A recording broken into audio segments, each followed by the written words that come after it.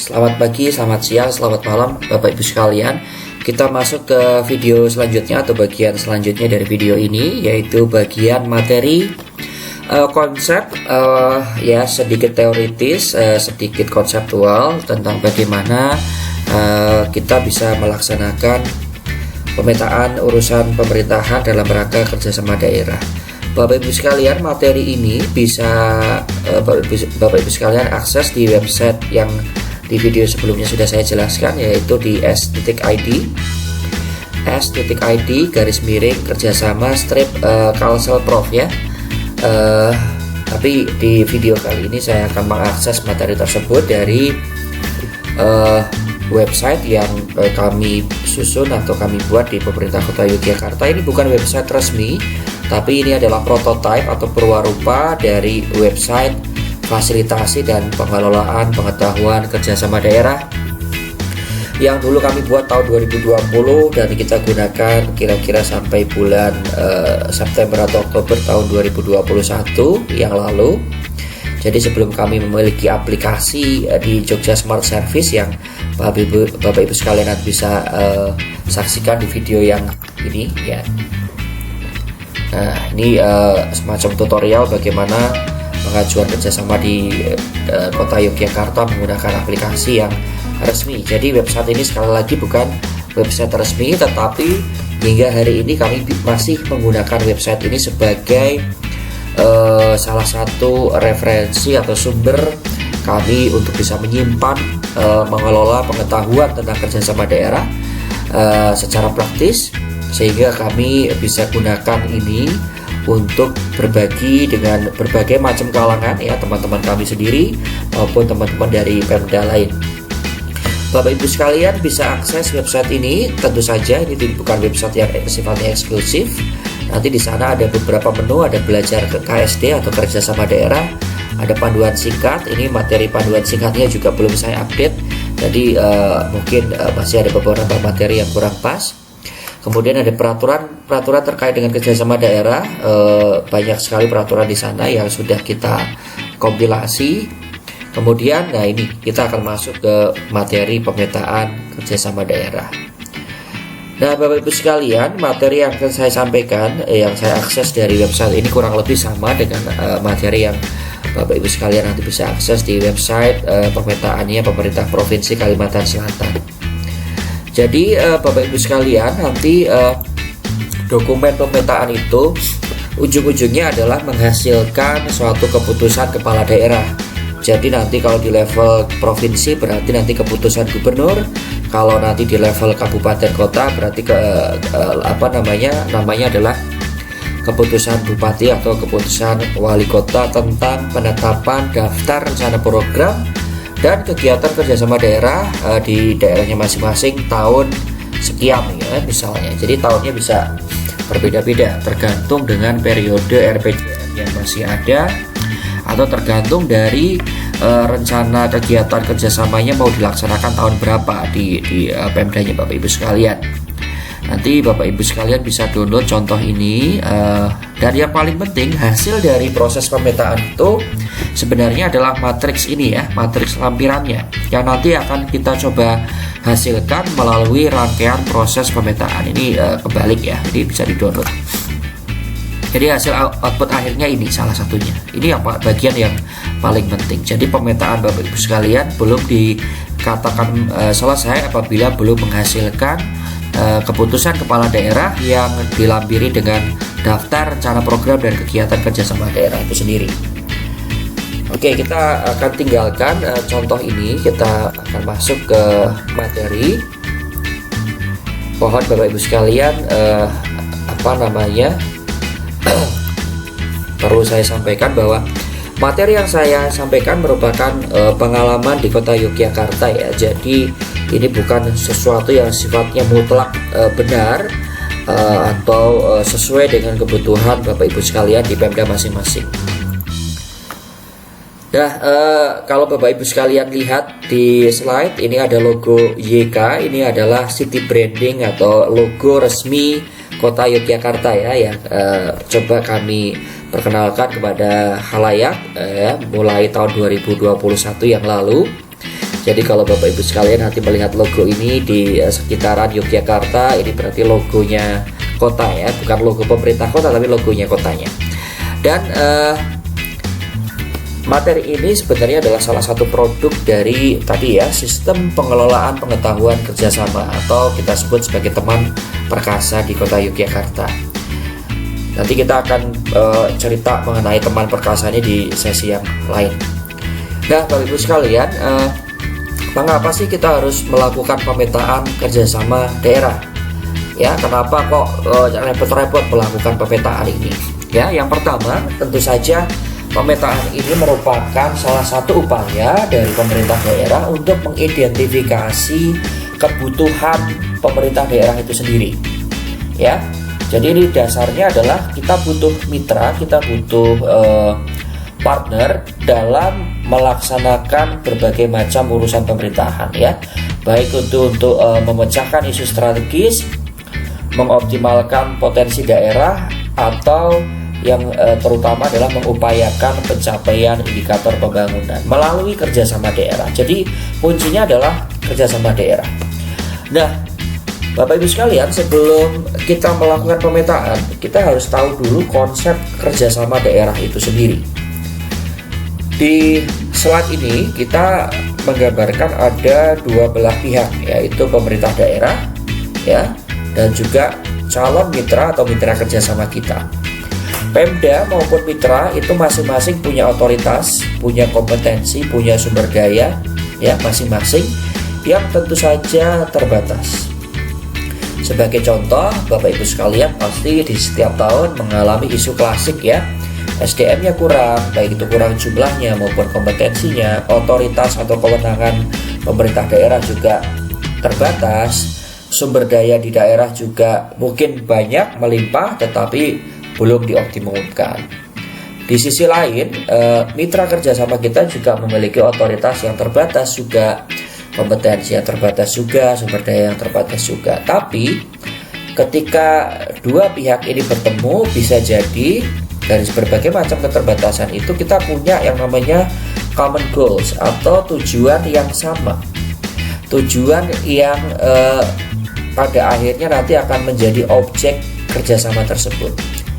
Nah, kerjasama itu baru bisa terjalin atau bisa dibicarakan ketika ada kebutuhan tadi ya untuk menghasilkan suatu layanan publik atau infrastruktur atau barang jasa atau pendapatan asli daerah yang kemudian menimbulkan hubungan yang saling membutuhkan antar para pihak ya, pemerintah daerah dan mitra, dan juga saling memberikan manfaat atau menguntungkan. Jadi kalau berbagai macam layanan publik, infrastruktur, barang jasa, dan juga pemanfaatan barang milik daerah itu bisa 100% seluruhnya dikerjakan oleh pemerintah daerah tanpa membutuhkan bantuan dari pihak lain, maka kita tidak akan perlu melaksanakan kerjasama daerah. Jadi kerjasama daerah itu muncul karena salah satu pihak ini punya kekurangan, punya kebutuhan, punya keterbatasan, atau punya tujuan tetapi ya kompetensinya tidak memenuhi dan seterusnya. Jadi kerjasama daerah berawal dari situ. Nah, kerjasama daerah ini ya macamnya banyak ya, tergantung dari apa yang mau kita hasilkan. Ada kerjasama untuk menghasilkan layanan publik yang lebih baik.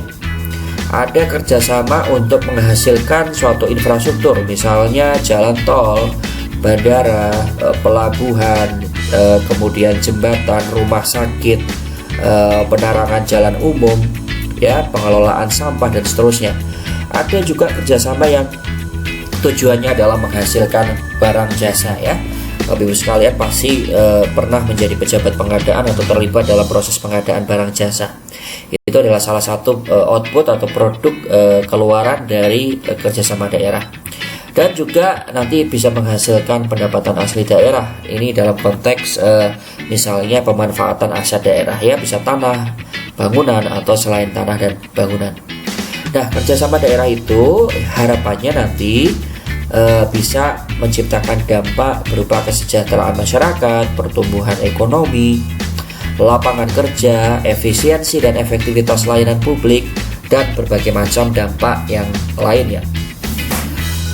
Bapak Ibu sekalian, bagi Bapak Ibu sekalian yang sehari-hari menjalankan tugas dan fungsi fasilitasi dan koordinasi kerjasama daerah, baik itu di bagian pemerintahan, bagian kerjasama gitu ya, pasti sudah memahami bahwa secara regulasi, secara nomenklatur kita memiliki berbagai macam jenis kerjasama daerah yang diatur menggunakan berbagai macam jenis peraturan perundang-undangan. Nah, ini yang membuat kerjasama daerah seringkali atau kadangkala terasa kompleks atau sulit bagi mereka yang masih awam, karena kerjasama yang berbeda jenisnya, mekanismenya juga berbeda.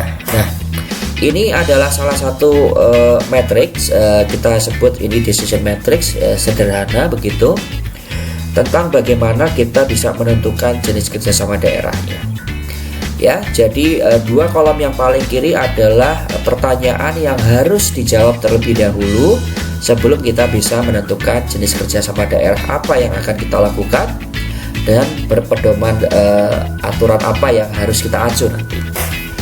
Yang pertama, di kolom yang paling kiri kita harus bisa menentukan siapa atau kelompok atau kategori dari mitra kerjasama yang akan kita ajak kerjasama nanti.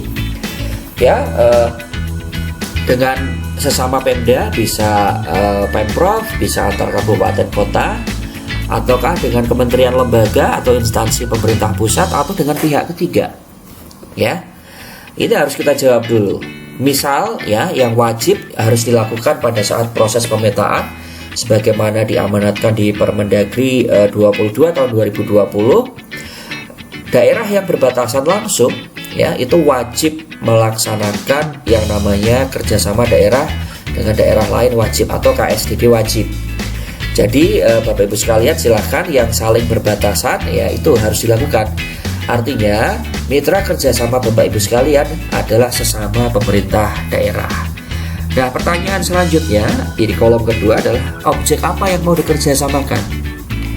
Ya, ada dua paling tidak, yaitu penyelenggaraan urusan pemerintahan atau penyediaan fasilitas atau layanan publik bersama, atau pinjam pakai barang milik daerah.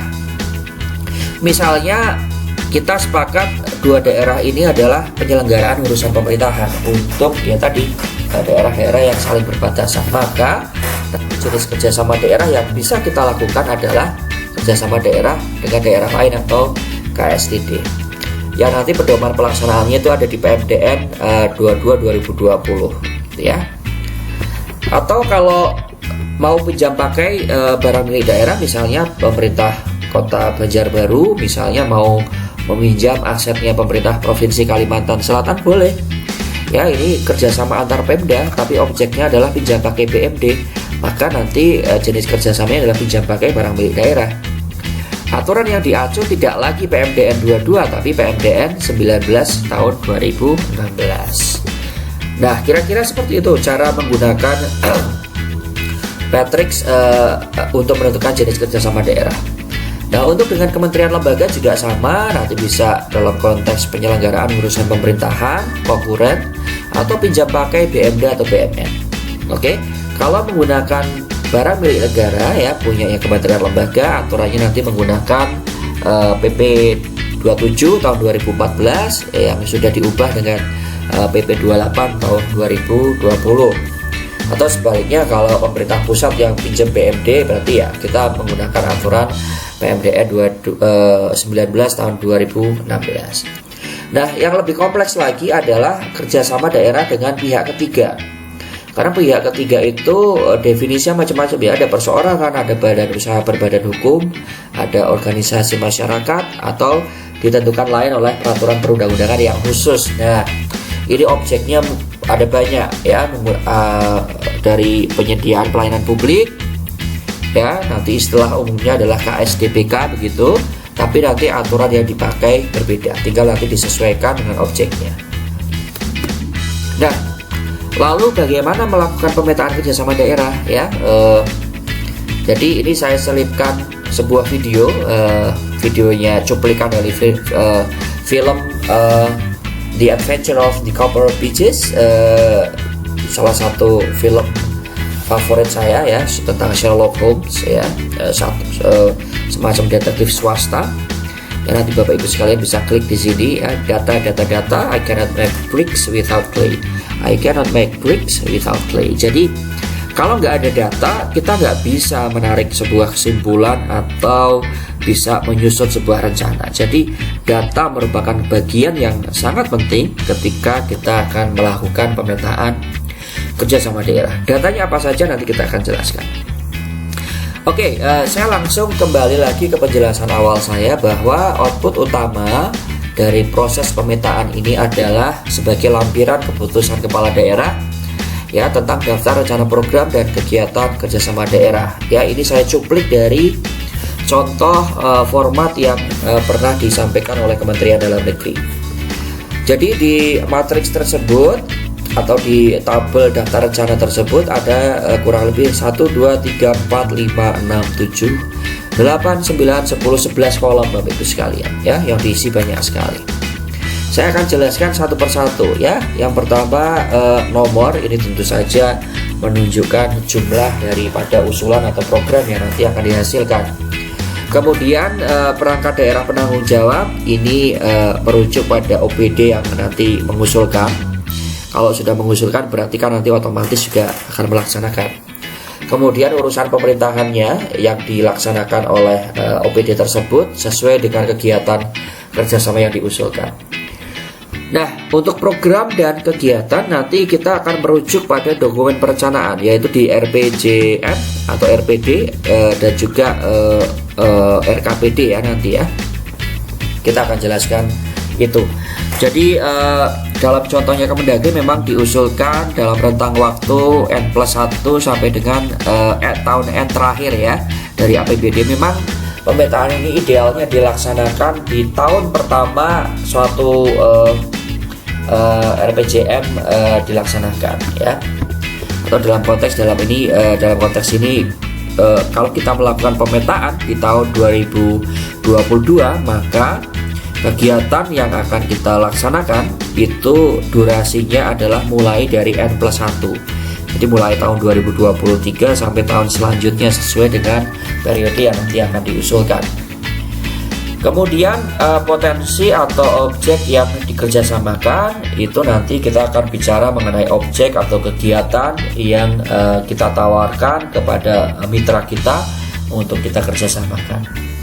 Keluaran atau outputnya itu merupakan hasil dari pelaksanaan kegiatan. Jadi kegiatan baik itu kegiatan yang mengacu pada dokumen perencanaan atau kegiatan kerjasama itu sendiri. Jadi ini sebenarnya tergantung dari Bapak Ibu sekalian nanti akan mendesainnya seperti apa. Outcome atau hasil adalah dampak dari kegiatan. Kemudian jenis kerjasama daerahnya tadi seperti yang saya ceritakan di depan ini, Bapak Ibu sekalian juga nanti harus menentukan jenis kerjasama apa yang bisa kita lakukan tergantung dari kegiatan kerjasama yang Bapak Ibu sekalian nanti akan usulkan. Kemudian tahun pelaksanaannya bisa 1 tahun saja atau 2 tahun, 3 tahun atau 4 tahun tergantung kebutuhan. Dan kemudian ada yang terakhir adalah dukungan yang diperlukan. Ya, dukungan yang diperlukan ini mencakup banyak hal. Bisa anggaran, bisa kebijakan tertentu, misalnya peraturan khusus gitu ya, himbauan, infrastruktur mungkin apapun ya yang nanti diperlukan untuk bisa menjalankan kegiatan ini. Dan dukungan yang diperlukan ini adalah dukungan yang itu bisa berasal dari Pemda itu sendiri ataupun nanti dukungan dari pihak lain ya. Jadi kalau dukungan yang diperlukan itu hanya berasal dari Pemda, itu namanya bukan kerjasama.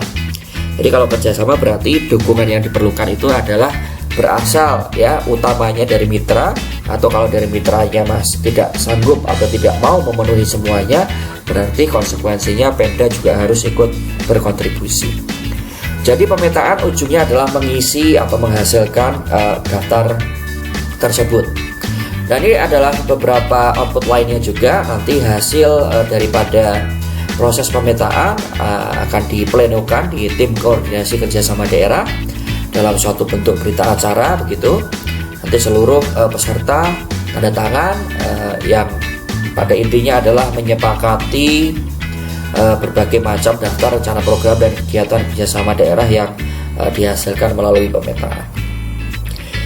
Nah, ini adalah gambaran ideal atau siklus ideal tentang bagaimana kita melakukan pemetaan. Jadi di lingkaran merah ini adalah tahap persiapannya. Jadi Bapak Ibu sekalian, nanti di masing-masing Pemda kalau ingin melaksanakan pemetaan kerjasama daerah secara ideal, ya menurut kami, pengalaman kami di Kota Yogyakarta, pertama harus menentukan desain pemetaan itu sendiri. Apa itu desain pemetaan? Desain pemetaan artinya nanti TKKSD, Tim Koordinasi Kerjasama Daerah, mendesain, mempersiapkan berbagai macam instrumen yang diperlukan agar proses pemetaan kerjasama daerah itu nanti berjalan lancar. Misal satu, membentuk tim boleh ya, tim pemetaan silahkan, di SK kan juga boleh. Kemudian nanti menyusun atau membuat pedoman pemetaan atau pelaksana pemetaan. Ketiga, membuat schedule atau penjadwalan. Ya, kemudian ketiga, menyiapkan data dan alat bantu. Ya, tadi di video sebelumnya kita menggunakan berbagai instrumen di Google, itu merupakan salah satu persiapan ya, dalam konteks persiapan atau penyiapan alat bantu. Nah, alat bantu ini sangat penting Bapak Ibu sekalian, agar kerja Bapak Ibu sekalian pada saat proses pemetaan itu bisa berjalan secara efektif dan efisien. Jadi ini yang paling penting, efisien. Kalau Bapak Ibu sekalian masih menggunakan cara-cara manual, di print, diketik, menggunakan Excel dan seterusnya, itu akan sangat menyita waktu.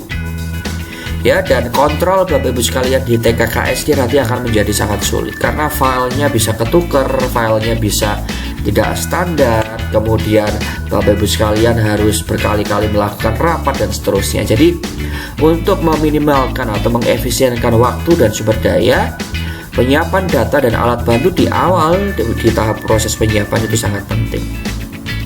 Kemudian ini hal yang juga tidak kalah penting adalah BIMTEK dan sosialisasi mengenai kerjasama daerah. Banyak sekali teman-teman perangkat daerah yang tidak memahami mekanisme, tahapan, jenis dan kerjasama daerah. Saya kira itu hal yang wajar karena itu bukan ketugasan mereka.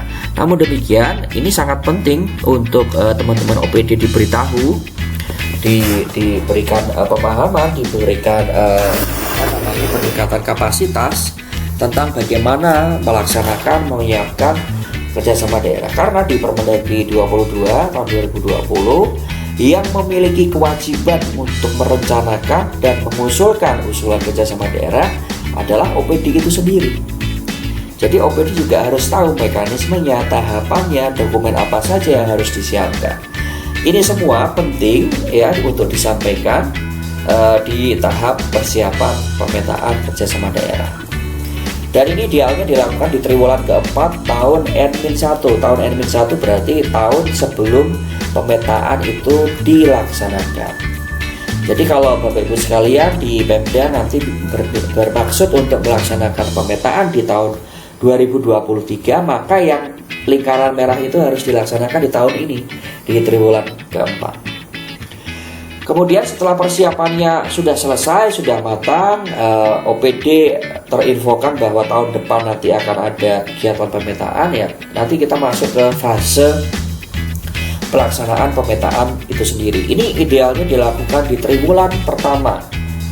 Ya, triwulan pertama tahun N. Berarti tahun 2023 pemetaannya jalan. Dan ini idealnya dilakukan tidak lebih dari 3 bulan. Ya, idealnya. Jadi setelah 3 bulan sudah harus ada hasilnya. Pengalaman kami di Yogyakarta nanti kegiatan FGD atau diskusi untuk melakukan pemetaan itu tidak cukup dilakukan satu kali pertemuan. Biasanya kita akan bertemu lebih dari 1 atau 2 kali bahkan, ya. Dan setiap kali pertemuan harapannya adalah sudah ada usulan kegiatan kerjasama. Dan apabila sudah ada, nanti kita bisa lakukan review dan assessment untuk putaran yang pertama. Nanti kalau putaran pertama belum banyak yang mengusulkan, kita FGD-kan lagi di putaran kedua. Selangnya jangan lebih dari 2 minggu ya. 2 minggu atau 3 minggu masih oke lah. Jadi misalnya hari ini OPD A, B, C diundang untuk menyampaikan usulan kerjasamanya. Kok belum ada usulan sama sekali, kita istilahnya mendorong teman-teman OPD ini untuk kembali diskusi di internalnya masing-masing agar nanti di des atau putaran yang kedua sudah ada usulan. Kita berikan waktu 2-3 minggu. Kemudian setelah proses yang di lingkaran hijau ini selesai, nanti TKKSD bisa istilahnya mencoba mengintegrasikan dengan dokumen perencanaan. Karena sebenarnya pemetaan ini ya hanya sebatas mensinkronkan dengan RPJM yang ada. Ya, apakah usulan kegiatan itu mendukung program yang ada atau yang sudah digariskan di RPJM? Apakah usulan kegiatan tersebut mendukung indikator atau capaian indikator pembangunan yang ada di RPJM? Jadi itu yang kita sebut sebagai sinkronisasi dengan dokumen perencanaan. Nah, integrasi itu maksudnya apa? Integrasi adalah segala macam kebutuhan, utamanya anggaran yang mungkin itu diperlukan, nanti bisa direncanakan atau dimasukkan ke dokumen perencanaan yang lain yang sifatnya tahunan ya, seperti RKPD. Jadi RPJM itu kan sesuatu yang sudah terjadi, yang sudah ditetapkan, maka itu kita jadikan sebagai acuan ketika akan mengusulkan kegiatan kerjasama. Nah, ketika akan melaksanakan atau melakukan kegiatan kerjasama tersebut di tahun yang kita akan rencanakan, bisa jadi kita membutuhkan anggaran, bisa jadi kita membutuhkan sumber daya gitu, yang nanti akan kita bisa integrasikan atau kita bisa usulkan di dokumen perencanaan. Seperti nanti mulai dari RKPD, DPA sampai ke RKA. Jadi ini adalah momen ketika usulan kegiatan kerjasama tersebut akhirnya harus kita integrasikan dengan dokumen perencanaan. Nah, nanti setelah diintegrasikan atau kita sudah pastikan bahwa itu terintegrasi dengan dokumen perencanaan, nanti kita sampaikan kepada OPD, usulan kegiatannya mungkin tidak nyambung dengan RPJM, atau itu belum diusulkan di KPD-nya dan seterusnya. Jadi itu bisa kita sampaikan terlebih dahulu kepada OPD. Dan nanti kita masuk ke fase yang kuning di rapat pleno TKKSD sampai nanti menetapkan keputusan kepala daerah yang sudah saya tunjukkan di depan. Hasil daripada pemetaan ini tentu saja kita akan sampaikan kepada OPD pengusul agar OPD pengusul nanti bersiap-siap untuk mengusulkan kerjasama daerah sampai nanti ujungnya adalah menawarkan kerjasama daerah. Jadi di sini kelihatan jelas kalau kadang-kadang Bapak Ibu sekalian tiba-tiba ada orang datang menawarkan kerjasama, kalau di pemetaan ini adalah kebalik. Jadi justru Pemdanya yang menawarkan kerjasama daerah. Nah, nanti pada saat review dan assessment di lingkaran hijau tadi, kira-kira ini adalah hal-hal yang perlu Bapak Ibu sekalian khususnya yang ada di TKKSD lakukan ya. Jadi aktivitas review dan assessment itu intinya adalah mengidentifikasi, mengeksplorasi, mensinkronisasi dokumen perencanaan pembangunan dengan kebutuhan OPD, apakah sudah ada calon mitranya atau belum, kemudian output dan outcome-nya apa, sampai nanti menentukan konsep kerjasama daerah yang bisa dilaksanakan oleh Pemda. Yang ujungnya nanti akan menghadirkan atau menghasilkan daftar pendek rencana kegiatan kerjasama daerah. Daftar pendek itu artinya adalah program dan kegiatan kerjasama daerah yang nanti prioritas yang akan dimasukkan ke dalam lampiran keputusan kepala daerah. Nah, di Yogyakarta sesuai dengan arahan Pak Sekretaris Daerah selaku Ketua Tim Koordinasi Kerjasama Daerah di Kota Yogyakarta, beliau mengharapkan tidak hanya menghasilkan daftar pendek rencana kegiatan ya sesuai dengan arahan Kemendagri, tapi lebih daripada itu bisa memastikan bahwa usulan tersebut benar-benar layak dan siap untuk dilaksanakan. Untuk itu di Kota Yogyakarta pemetaan kami agak sedikit berbeda ya dengan yang digariskan oleh Kemendagri, karena kita juga nanti menghasilkan rancangan. studi kelayakan, dan juga kerangka acuan kerja. Jadi ini kalau mau ideal sebenarnya prosesnya sangat panjang dan sangat melelahkan. Karena ujung-ujungnya nanti kita membuat ini tadi ya, studi kelayakan. Jadi untuk menjustifikasi apa suatu usulan itu layak atau tidak ya nanti tergantung dari review dan assessment di tim koordinasi kerjasama daerah. Nah, kebetulan di Kota Yogyakarta kita sudah punya aplikasi di mana setiap perangkat daerah itu memang wajib untuk mengajukan studi kelayakan terlebih dahulu. Ya, jadi studi kelayakan itu menjadi sebuah referensi bagi tim koordinasi kerjasama daerah untuk menentukan apakah sebuah usulan kerjasama daerah itu layak atau tidak. Nah, ini gambaran metode pemetaan kerjasama daerah sesuai dengan petunjuk teknis Kementerian Dalam Negeri di Surat Dirjen Bina Administrasi Wilayah nomor 119/3140/PAK tanggal 26 Oktober tahun 2020 yang Bapak Ibu sekalian bisa download file PDF-nya di website yang tadi di video sebelumnya saya tunjukkan. Nah, ada beberapa tips dan saran yang Bapak Ibu sekalian nanti bisa terapkan di Pemda masing-masing. Ini sesuai dengan pengalaman kami melakukan pemetaan kerjasama daerah ya. Yang pertama, masalah yang sering muncul, banyak OPD tidak mengusulkan kerjasama pada saat pemetaan. Itu pasti akan terjadi. Ya, itu bukan tanpa sebab dan kita tidak bisa menyalahkan mereka karena mereka tidak setiap hari menangani kerjasama daerah. Itulah kenapa menjadi wajib saya kira bagi teman-teman pengampu kerjasama daerah, baik itu di bagian pemerintahan atau bagian kerjasama atau TKKSD secara umum, untuk bisa memberikan edukasi dan contoh keberhasilan kerjasama daerah sebelum melakukan pemetaan tadi ya, di fase yang nomor atau yang di lingkaran merah ini ya, di BIMTEK dan sosialisasi. Bapak Ibu sekalian harus memberikan edukasi terlebih dahulu tentang pentingnya kerjasama daerah, contoh keberhasilan kerjasama daerah, dan yang paling penting kenapa penting melakukan pemetaan. Kemudian pancing OPD dengan isu-isu utama yang harus segera dipecahkan, atau bisa juga potensi unggulan di daerah yang ternyata belum terlalu diangkat ya, yang belum optimum, atau juga konsep-konsep kerjasama yang mungkin dilakukan. Dan yang paling penting ini juga adalah coba jalin komunikasi dengan mitra-mitra potensial yang ada di daerah Bapak Ibu sekalian. Saya kira di Kalimantan banyak perusahaan perkebunan atau tambang, bahkan ya perbankan atau bahkan perwakilan dari kementerian dan lembaga.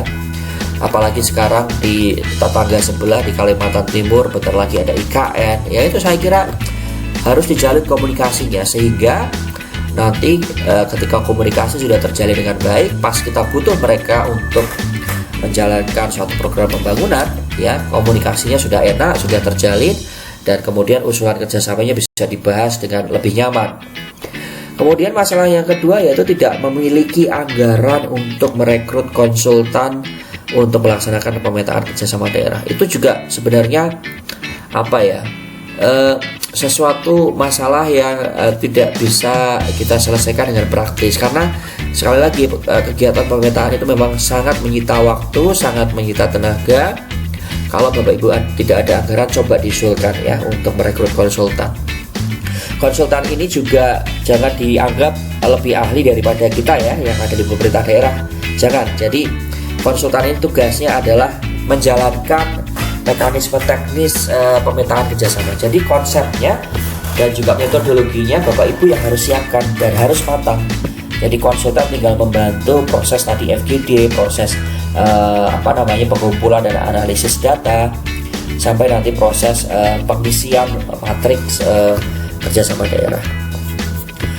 Sebaiknya silahkan bisa dilakukan sendiri, tapi ya tadi konsekuensinya Bapak Ibu nanti waktunya akan sangat banyak tersita. Yang penting lakukan secara sistematis dengan biaya yang serendah-rendahnya. Kemudian yang selanjutnya, yang kedua, fokus pada sektor unggulan atau pencapaian visi misi kepala daerah terlebih dahulu. Jadi jangan semua OPD dipanggil Bapak Ibu sekalian, nanti terlalu lama. Bapak Ibu sekalian fokus saja pada OPD-OPD yang secara historis memiliki banyak atau keaktifan dalam melakukan kerjasama. Dan syukur-syukur OPD tersebut mendukung sektor unggulan yang ingin dicapai. Kemudian gunakan teknologi digital yang tersedia secara gratis seperti yang kita contohkan di video ini ya. Kita menggunakan platform Google, ada Google Drive, ada Google Sheet, ada Google Form.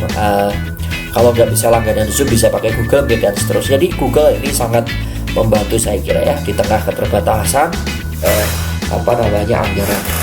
Kemudian ada juga masalah kapan sebaiknya melakukan kegiatan pemetaan kerjasama. Tadi sudah saya contohkan di depan siklusnya.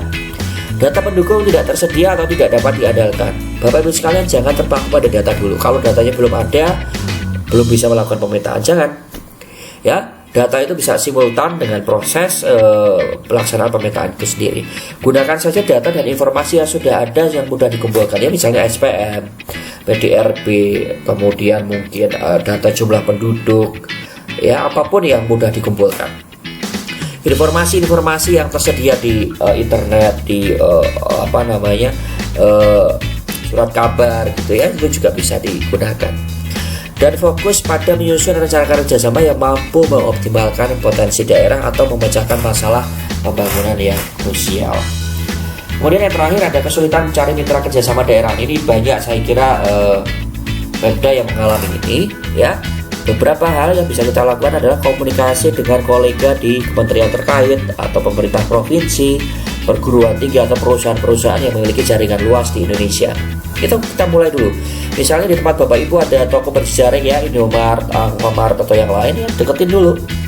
Ya, komunikasi. Siapa tahu ada program yang nanti kita butuhkan untuk dikolaborasikan dengan mereka.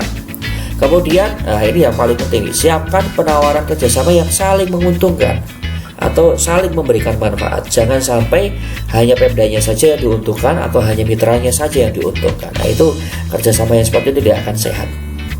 Dan yang terakhir adalah komunikasi dengan daerah yang berbatasan langsung. Tadi saya menyarankan Bapak Ibu sekalian, tolong komunikasi dengan daerah-daerah yang berbatasan langsung, karena itu adalah mitra yang paling konkret, yang paling dekat, yang nanti Bapak Ibu sekalian bisa ajak ngobrol, ajak komunikasi untuk bisa membahas berbagai macam kemungkinan untuk bisa menjalin kerjasama daerah.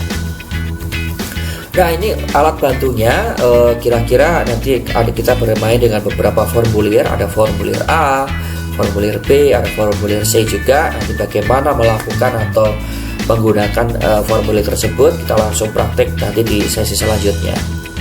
Nah, di formulir A ini sekali lagi ya, formulir ini merupakan tools atau alat yang kami gunakan di Yogyakarta. Jadi Bapak Ibu sekalian nanti boleh dan sangat bisa mengembangkan tools atau alat yang kompatibel sesuai dengan kebutuhan Bapak Ibu sekalian di Pemda masing-masing. Formulir A ini diberikan kepada OPD pada saat sosialisasi dan BIMTEK di tadi ya, triwulan 4 dan N-1. Ini fungsinya hanya sebatas untuk memancing diskusi internal di masing-masing OPD apabila mereka belum punya bayangan tentang kerjasama apa yang akan dilakukan atau mau kerjasama dengan siapa tentang apa. Ya, ini ada pertanyaan panduan, ada juga penjelasannya. Ini untuk alat untuk berkontemplasi di internal OPD masing-masing. Kemudian nanti ada formulir B. Ya, formulir B ini adalah formulir yang menurut kami sangat praktis dan sangat membantu pengusulan kerjasama daerah secara sistematis. Ya, secara sistematis. Di sini ada isu, ada strategis atau masalah, ada potensi. Jadi isu atau potensi atau dua-duanya nanti Bapak Ibu sekalian perlukan ketika akan menyusun studi kelayakan dan juga kerangka acuan kerja. Jadi kerangka acuan kerja itu tidak akan bisa disusun oleh Bapak Ibu sekalian kalau isu atau potensi masalahnya atau potensi sumber dayanya tidak konkret. Ya, sekali lagi, jadi fase atau bagian yang paling penting ketika mengusulkan kerjasama daerah adalah Bapak Ibu sekalian harus bisa menjawab ada isu apa yang mau dipecahkan atau ada potensi daerah apa yang akan dioptimalkan, sehingga nanti pada saat menyusun kerangka acuan kerja sebagai lampiran dari surat penawaran kerjasama, Bapak Ibu sekalian bisa menjelaskan dengan lugas begitu ya. Nanti kemudian kita lanjut ke kolom 4, 5 dan seterusnya, yang pada praktiknya nanti kolom formulir B ini khususnya untuk kolom 4, 5, 6, 8 dan 9 nanti sudah terhubung dengan yang namanya formulir tadi ya, pemetaan kerjasama ini ya. Nanti akan terhubung dengan matriks ini. Nah, kemudian formulir C ini formulir yang bisa digunakan untuk melakukan review dan assessment. Review dan assessment yang nanti akan digunakan oleh TKKSD. Formulir C ini ibarat kata adalah jika TKKSD ditanya kenapa kok usulan ini diterima, usulan yang lain tidak, justifikasinya apa? Nah, formulir C ini bisa digunakan untuk membantu menjawab pertanyaan itu. Ya, jadi tidak semua usulan nanti harus diterima. Ada usulan-usulan yang harus di-drop, ya, tidak masuk ke daftar pendek. Nah, justifikasinya bisa menggunakan formulir C. Pak, kalau misalnya formulir C tidak digunakan apakah boleh? Ya, boleh saja. Namanya saja alat. Jadi kalau alat itu tidak dirasa membantu, ya tidak usah digunakan. Nah, nanti integrasi dengan dokumen perencanaannya. Ini sebagai contoh, kami di Kota Yogyakarta punya yang namanya RPD, Rencana Pembangunan Daerah, sebagai ya penerus begitu ya RPJM yang sudah berakhir di tahun 2022. Jadi RPD kami itu periodenya 2023 sampai 2026. Di sana ada matriks ya, isinya tujuan, sasaran, program. Nah, ini program ini yang nanti menjadi dasar ketika menyusun RKPD atau dokumen perencanaan yang lebih teknis lainnya. Di sana juga sudah ada indikator kinerja tujuan, sasaran dan program atau outcome-nya. Ya, indikatornya sudah ada tuh. Dan target indikatornya setiap tahun di sepanjang periode perencanaan juga sudah ditetapkan. Ini nanti yang kita harapkan kerjasama daerah itu bisa mendukung pencapaian target indikator. Jadi Bapak Ibu sekalian, pada saat Bapak Ibu sekalian melakukan pemetaan atau bahkan sebelum melakukan pemetaan, tolong dibuka RPJM-nya, tolong bisa menemukan sendiri kira-kira di program apa di RPJM yang itu menjadi tanggung jawab OPD Bapak Ibu sekalian. Jadi kita harus pastikan bahwa usulan kerjasamanya ini nanti bisa mendukung program kegiatan. Nah, kalau di RPD itu ada ya misalnya program pengarus utamaan gender dan pemberdayaan perempuan, pasti nanti di RKPD itu pasti akan muncul ya. Ada program, ada kegiatan. Nah, nanti RKPD karena setiap tahun kita harus menyusun RKPD, tentu saja setiap usulan kerjasama daerah yang kita akan usulkan di tahun N+1 dan seterusnya itu nanti bisa kita usulkan di RKPD Bapak Ibu masing-masing ya. Di sini bahkan sampai sub kegiatannya nanti kita bisa tetapkan di sana. Jadi itulah yang dimaksud dengan integrasi dengan dokumen perencanaan. Nah, nanti utamanya di kegiatan atau bahkan di sub kegiatan Bapak Ibu sekalian bisa menyebutkan secara eksplisit kegiatan kerjasamanya apa, sehingga nanti di sana bisa direncanakan ya target capaian kinerjanya itu apa ya. Jadi baik itu di programnya, keluaran sub kegiatan sampai ke hasil kegiatan sampai ke pagu indikatifnya. Jadi disitulah maksud daripada kegiatan yang ada di matriks yang di depan. Nah, kira-kira nanti contoh ilustratifnya seperti ini ya, ada isu, ada potensi sampai nanti kita mengisi ke tahun pelaksanaan. Integrasinya dengan dokumen perencanaan ya berarti nanti Bapak Ibu sekalian harus cek di RPJM-nya atau RPD-nya begitu. Kemudian di program RKPD tahun depan N+1 Bapak Ibu sekalian bisa memasukkan komponen kegiatan kerjasama di RKPD di N+1 dan N+ selanjutnya sesuai dengan periode perencanaan kerjasama di tempat Bapak Ibu sekalian. Jadi sebenarnya pemetaan itu adalah upaya untuk mensinkronkan dan mengintegrasikan usulan kegiatan kerjasama agar dia sinkron dan terintegrasi dengan dokumen perencanaan seperti RPJM dan juga RKPD. Intinya sebenarnya itu ya. Nanti outputnya seperti ini, ada 11 kolom. Nanti kita praktekkan di video selanjutnya tentang bagaimana kita akan melaksanakan pemetaan kerjasama daerah. Kalau itu sudah selesai semuanya, ya kita tinggal pemberitahuan ke OPD, rapat pleno TKKSD, sampai nanti penetapan keputusan kepala daerah yang ada lampirannya. Itu saja teori atau konsep mengenai pemetaan kerjasama daerah. Semoga membantu proses pemetaan kerjasama daerah di tempat Bapak Ibu sekalian. Terima kasih. Kita akan lanjut di video selanjutnya. Kita akan praktek menggunakan teknologi sederhana berbasis aplikasi Google, ya. Sampai jumpa di video selanjutnya. Terima kasih. Assalamualaikum warahmatullahi wabarakatuh.